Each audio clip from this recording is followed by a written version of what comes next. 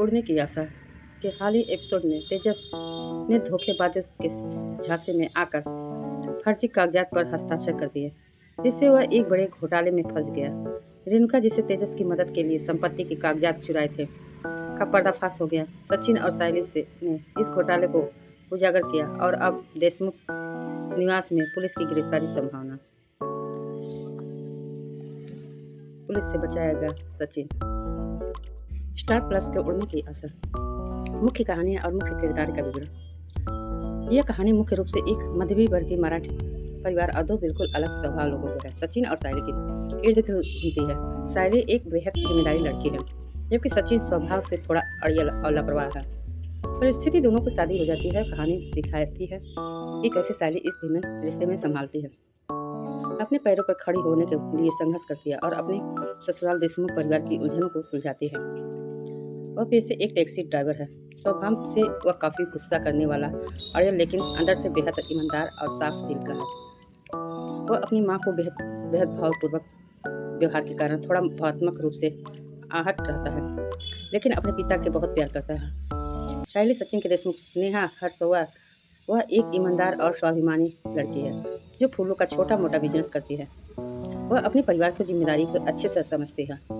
शादी के बाद वह सचिन के गुस्से को झेलते हुए भी पूरे धैर्य के साथ अपने रिश्ते को ससुराल को जोड़ने की कोशिश करती है। परेश देशमुख समझे, यह सचिन के पिता, वह घर के सबसे सुलझे हुए सदस्य जो हमेशा सचिन और साइली का साथ देते हैं और अपनी पत्नी को गलत हरकतों को टोकते हैं। रेणुका देशमुख, यह सचिन की माँ है। वह स्वभाव से काफ़ी चालाक और खुदगर्ज है। वह अपने बड़े बेटे तेजस से ज़्यादा प्यार करती है और सचिन साइली से नफरत करती है, जिसके कारण वह घर में हमेशा कोई न कोई तमाशा साजिश रचती रहती है। तेजस और आकाश के देशमुख, यह सचिन के भाई, उनके अपने प्रेम संबंध और निजी स्वार्थों के चलते भी सीरियल में लगातार नए पारिवारिक ड्रामे और विवाद खड़े होते रहते हैं। इमेज में दिख रहा दृश्य देशमुख हाउस का, जहां पूरा परिवार किसी बड़े खुलासे या विवाद के चलते तनाव में खड़ा है। अक्सर ऐसे प्रोमो में माँ रेणुका या भाई जैसे तेजस का आकाश की किसी भी गलती का धोखे का पर्दाफाश सचिन साइली सामने होता है, जिससे घर का माहौल गर्मा जाता है। क्या आप सीरियल की खास ट्विस्ट आने वाले एपिसोड के बारे में जानना चाहते हैं? उड़ने की आशा। आज भी तेजस की सच्चाई पूरे परिवार के सामने आ जाती है। पता चलता है कि उसने अपने पिता के फर्जी हस्ताक्षर करके 48 लाख रुपए का लोन लिया था। इस वजह से पूरा परिवार मुसीबत में फंस जाता है। तेजस के पिता गुस्से में कहते हैं, आज से तुम मेरे बेटे नहीं हो। तुमने पूरे परिवार की इज्जत और भरोसा तोड़ दिया। तुम्हारे हिस्से का कर्ज अब सचिन चुका रहा है, इसीलिए अब तुम्हारा इस घर का जायदाद पर कोई हक नहीं है। निकल जाओ मेरे घर से। रेणुका अपने बेटे तेजस का बचाव करती है और कहती है कि वह गांव की जमीन जायदाद बेचकर पैसे का इंतजाम करेगी, लेकिन परिवार ने बाकी लोग इससे सहमत नहीं होते।